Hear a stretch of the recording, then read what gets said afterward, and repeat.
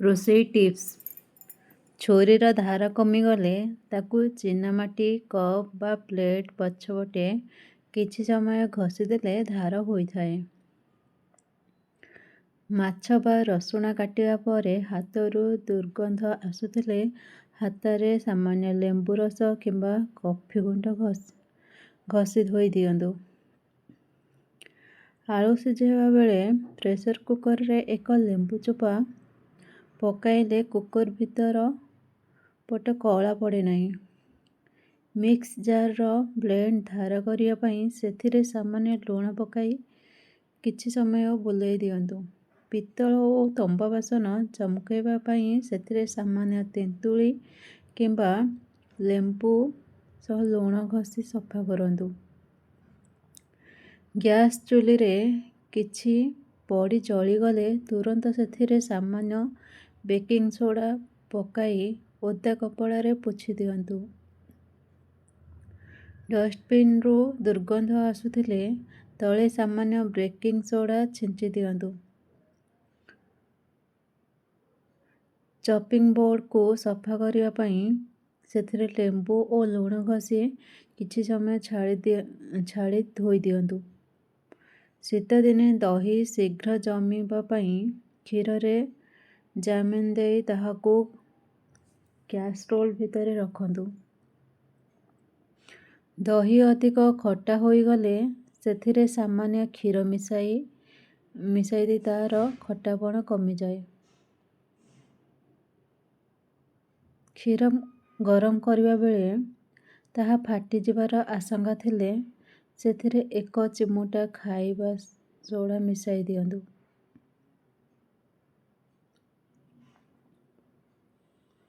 ମଲାଇରୁ ଘିଅ ବାହାର କରିବା ସମୟରେ ସେଥିରେ ସାମାନ୍ୟ ବରଫ ପକାଇ ଚକଟିଲେ ଲହୁଣୀ ଶୀଘ୍ର ଅଲଗା ହୋଇଥାଏ।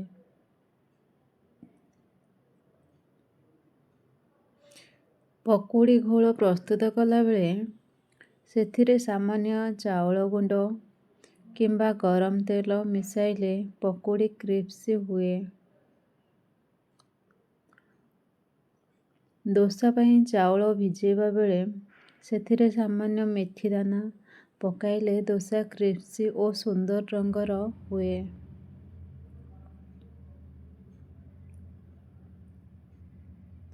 ଦୋସା ବନାଇବା ପୂର୍ବରୁ ତାୱାରେ ସାମାନ୍ୟ ପିଆଜ ଘଷି ପାଣି ଛିଞ୍ଚି ଦେଲେ ଦୋସା ତାୱାରେ ଲାଗେ ନାହିଁ। ମଣ୍ଡା ପିଠା ବା କାକରା ପାଇଁ ନଡ଼ିଆ ପ୍ରସ୍ତୁତ କଲାବେଳେ ଚିନି ବଦଳରେ ଗୁଡ଼ ବ୍ୟବହାର କଲେ ଏହା ସ୍ୱାଦ ଅଧିକ ଭଲ ଆସେ। ସୁଜି ହାଲୁଆ ପ୍ରସ୍ତୁତ କଲାବେଳେ ସେଥିରେ ପାଣି ବଦଳରେ କ୍ଷୀର ବ୍ୟବହାର କଲେ ତାହା ଅଧିକ ସ୍ୱାଦିଷ୍ଟ ଲାଗେ। କ୍ଷୀରି ରାନ୍ଧିବା ସମୟରେ କ୍ଷୀରି ଯେପରି ପାତ୍ର ତଳେ ନ ଲାଗିବ ସେଥିପାଇଁ ପାତ୍ରରେ ପ୍ରଥମେ ସାମାନ୍ୟ ପାଣି ବୁଲାଇ ଦିଅନ୍ତୁ। ବର୍ଷା ଦିନେ ଲୁଣ ଦାନିରେ କିଛି ଚାଉଳ ଦାନା ପକାଇ ରଖିଲେ ଲୁଣ ପାଣିଚିଆ ହୁଏ ନାହିଁ। ଗରମ ମସଲା ଗୁଣ୍ଡକୁ କାଚ ବୋତଲରେ ରଖିଲେ ତାହା ବାସ୍ନା ବହୁତ ଦିନ ଯାଏଁ ରହେ। ତରକାରୀରେ ଲୁଣ ଅଧିକ ହୋଇଗଲେ ସେଥିରେ ଅଟା ଗୁଳା କିମ୍ବା ସିଝା ଆଳୁ ପକାଇଦେଲେ ଲୁଣିଆ ଅଂଶ କମିଯାଏ। ଝୋଳରେ ତେଲ ଅଧିକ ହେଲେ କିଛି ସମୟ ଫ୍ରିଜରେ ରଖିଦିଅନ୍ତୁ। ଉପରେ ଜମି ଯାଇଥିବା ତେଲକୁ ସହଜରେ ବାହାର କରିହେବ। ତରକାରୀ ଅଧିକ ରାଗ ହୋଇଗଲେ ସେଥିରେ ସାମାନ୍ୟ କ୍ଷୀର ମଲାଇ କିମ୍ବା ଦହି ମିଶାଇ ଦିଅନ୍ତୁ। ତରକାରୀ ଝୋଳକୁ ବହଳିଆ କରିବା ପାଇଁ ସେଥିରେ କାଜୁ ବଟା ପୋସ୍ତକ ବଟା କିମ୍ବା ସାମାନ୍ୟ ଭଜା ବେସନ ମିଶାଇ ଦିଅନ୍ତୁ। ମସଲା କଷିବା ସମୟରେ ସାମାନ୍ୟ ଚିନି ପକାଇଲେ ତରକାରୀର ରଙ୍ଗ ବହୁତ ସୁନ୍ଦର ଆସେ।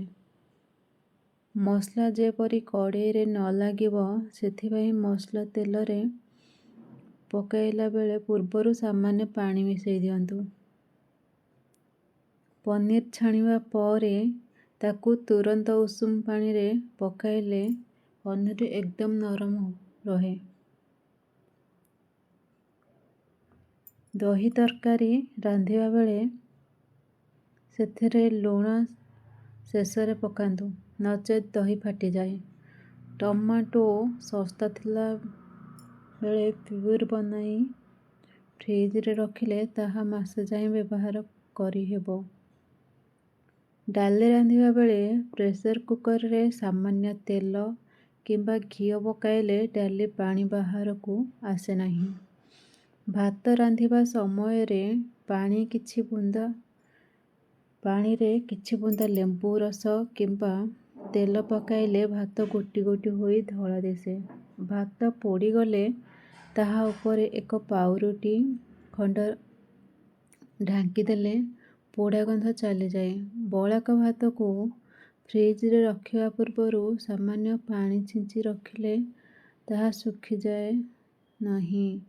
ଚଣା ବା ମଟର ଭିଜାଇବାକୁ ଭୁଲି ଯାଇଥିଲେ ତାହାକୁ ଗରମ ପାଣିରେ କ୍ୟାସରୋଲ ଭିତରେ 1 ଘଣ୍ଟା ରଖିଲେ ତାହା ଶୀଘ୍ର ଭିଜିଯାଏ। ଅଟା ଚକଟିବା ସମୟରେ ଉଷୁମ ପାଣି କିମ୍ବା ସାମାନ୍ୟ କ୍ଷୀର ବ୍ୟବହାର କଲେ ରୁଟି ଏକଦମ ନରମ ହୁଏ। ପୁରୀ ପାଇଁ ଅଟା ଚକଟିବା ବେଳେ ସେଥିରେ ସାମାନ୍ୟ ସୁଜି ମିଶାଇଲେ ପୁରୀ ଅଧିକ ସମୟ ଫୁଲି ରହେ ଓ ମୁରମୁରିଆ ହୁଏ।